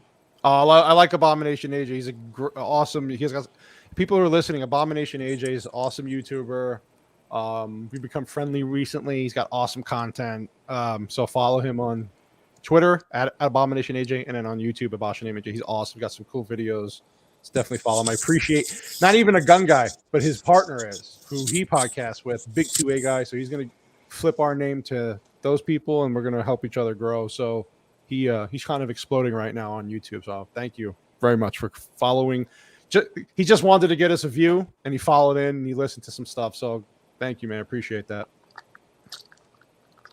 We're here to help each other, man. You know, that's what we're all about, right? Are we? No, I'm not here to help you. I don't know what you're going to come audit my ass.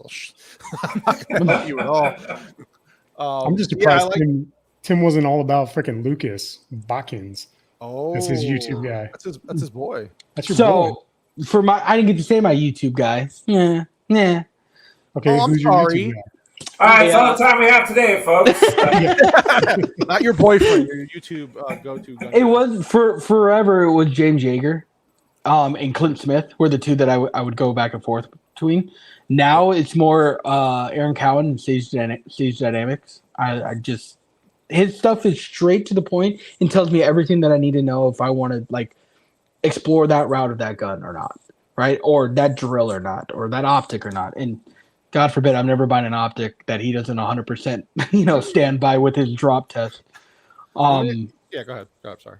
But like, I was a fanboy of John Lovell, and then just recently, it's all fun and games for him anymore. It's like there's no sustainable content. And the same thing with Lucas. Like Lucas doesn't have any sustainable content anymore. It used to be like I run these drills and I run 1.5 speed on my stuff, so I look super fast in these skinny white boy jeans, right? But like more recently now, he's more political than anything else. Yeah. And then has stupid shoot house ones where he's trying to like shoot off of 1 foot that Tanner absolutely adores. Oh yeah. That started. Yeah. We won't. Or how about peeking corners without your pistol or rifle? No, dude. Don't fucking do that shit. That is awesome. I know we've had some fun conversations about that guy recently. So let me ask you this then. Now, most of these guys obviously have military experience. Does that matter? Do you take more credence out of that? Are you looking for people like that who come from a battle background or actually deployed and were? Depends on what you're looking for, though. Like, you guys talk then. Like, is it just overall gun knowledge or just basic stuff? You don't need that kind of experience. Like the two guys that I take classes from locally for me, one of them is former Ranger, right? And like there's a lot of stuff that I get from him. And then one of them is a former or current competition shooter, right? And that I get like reload techniques from and like target transition techniques from, but I'm not getting tactical training from him. So I think it's all just what you're looking for to get. Specifics. Tanner's looking to go 100 miles an hour. He goes to Lucas's website, right? If he's looking for like how to peek a corner properly, he's probably not going to Lucas's YouTube. It's for me. I agree with Tim. It really depends on what you're looking for. Me personally, having a military background, I like hearing real world experience over someone who doesn't have that experience. So if someone's trying to tell me, hey, this is the right way to clear a room, but they've never cleared a room before in a real world scenario, it's like, okay, you're not necessarily wrong. Like we can run this dry scenario all day long, but for that person that was in Iraq or was in Afghanistan, they know those X factors, right? Places where Hodge is hiding, places where freaking tripwires are going to be. Like anyone can kick open a door, but sometimes it's better to check the door first. Right. Little things Right? that you can miss that somebody's not going to Like an experience. explosive device or something. So I tend to take a little more credence with someone who has military or like a law enforcement background because they've been in those high stress situations. Now, I don't want to take anything away from, like you said, Tim, a guy who's a competition shooter. Yeah, that guy can probably do mag changes blindfolded all fucking day long. And that's great. Teach me, young fucking Jedi. Like I need to get better at stuff like that as well. Sure. But when it comes down to the specific tactical things, entering, clearing a room, entering, clearing a trench, which doesn't really apply in the civilian world for the most part, but like actual military movements, I'd like to know that from actual military people. But when it comes to like the medical side of things, I like to listen to a lot of both. I want to hear what that combat medic says, but I also want to hear what that freaking doctor says or that nurse, because they have a different, like a while back, years and years ago, I used to be an EMT, and there are specific How many things jobs that you have? Dude, I've done like My God, sorry. But I saved him from Ace Hardware. yeah, I worked at Ace Hardware for a while. Like, I've done a little bit of everything. Your story about the EMT. I was actually interested in that. Oh yeah, so before I was in the Army, I was an EMT, and civilian medical practices are much different than military. So like in the civilian world, like tourniquet is like a no-go. They're like, that is the absolute last thing that they want you to do. But in the military world, that's the first thing you do. You got any kind of gunshot or you're bleeding out anywhere, tourniquet that bitch right now, because air evac's not coming for 20 minutes, whereas 911 is going to be here and so it's really interesting for the medical side of thing. I like to get both points of view, but when it comes to more tactical stuff, I strictly kind of lean towards more military law enforcement background. Stovepipe? I don't think having a military law enforcement background is inherently critical. I think it's important that an instructor is actually able to competently explain what they're talking about. So they should have a mindset of a teacher, primarily, to be able to say what it is that they're doing so that it makes sense in your brain. And while a lot of military and law enforcement folks may have done those things, it's not like they just threw them out there to go do those things for the first time and they learned room clearing by Darwinism, like surviving however many they went in. All the people that didn't know how to do room clearing just died. They were all taught before they went in.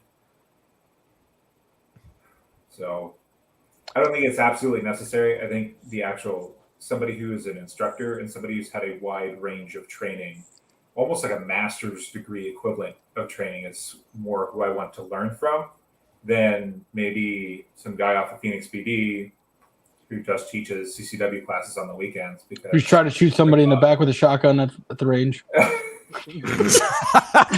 We won't name names, but that did happen.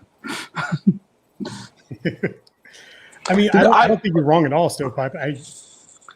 Hold on, before you go into that, let me surmise what Stovepipe said. He said, "WhiskeyBanger, you ain't shit because you're on me." That's not what he said. He's trying to start controversy. I agree with him though, in the sense of, if I don't give a shit if you're a fucking Green Beret or Navy SEAL, if you can't teach what you know, then you're pointless. It's completely worthless. So I definitely agree with that. But I do like the X factor thing, because yes, Stovepipe is right. Any one of those, Marine, soldier, Navy SEAL, whatever, they did hours and hours and hours and hours and hours of training, clearing rooms before they actually went and did it.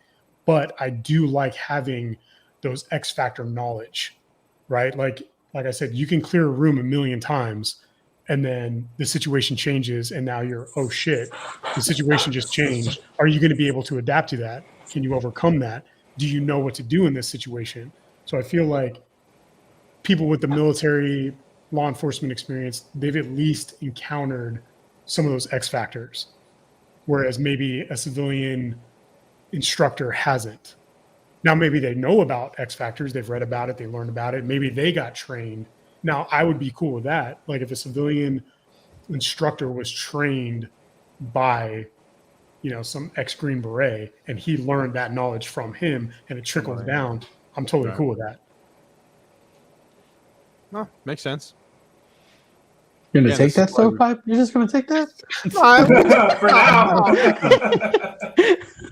Unlike you, he's not just gonna jab things up in the air and. I'm sitting over here trying to poke the bear and stir up some comments. I think we're kind of saying the same thing. Like, I mean, it's a harder job than what a lot of people think that it is. I think a lot of people may come from the military and be like, okay, I did 20 years in the military, and I can put that on my resume on my website and say, I did this job in the military. But doing that job in the military doesn't make you a good firearms instructor, or and even teaching firearms in the military doesn't make you a good firearms instructor, because in the military people are going to show up. You don't have to actually be good. You have to regurgitate whatever plan the government gave you to tell their bodies, right? But an actual civilian firearms instructor who is competent in training and has a military background or a law enforcement background, I think that would be ideally who I would be looking for. Yeah. So not you. I can tell you from experience, there's a shit ton of military people who can't shoot for shit. So, I mean, there were dudes who got kicked out. One of them's on this podcast. Hell no, guys. You want to put some money down on that? You want to make a bet? Look, all I got to do is refer to the last time that we had a shooting competition. That was like 100 years ago, and I think the sun was in his eyes at the time. So. First off, multiple scenarios took place there. That wasn't my pistol. First off, well, here it comes. And I let you win. So he let him win. It was a pity. It was a pity win. Dude, it was a total pity win. You know what? At least you can say that you didn't go to a major shooting competition with no battery in your goddamn fucking red dot. Here we go. Here we go. Dude. At least you can say that. It happens. Yeah, the idiots that don't prepare properly. It happens. We're not going to name names, though. We're not naming names or anything. We're not naming names. It was a dead battery, all right? Every 4th of July, that's what I think of. Oh, and by the way, since we have WhiskeyBanger on the show and he does this for a living, Stovepipe, what was the issue you were having with your Mark 18 recently and how you got it fixed? Oh, the issues is on the lower. I'm gonna mute you next time you. Go ahead. Sorry. So it always wears a suppressor, like 100% of the time, unless I'm just demonstrating, like the sound difference. And it was overgassing quite a lot, so it would failure to eject and slam the ejected round into the live round that made it into the barrel, and made like a weird stuck double feed that I had to mortar half the time. It was typically pretty bad.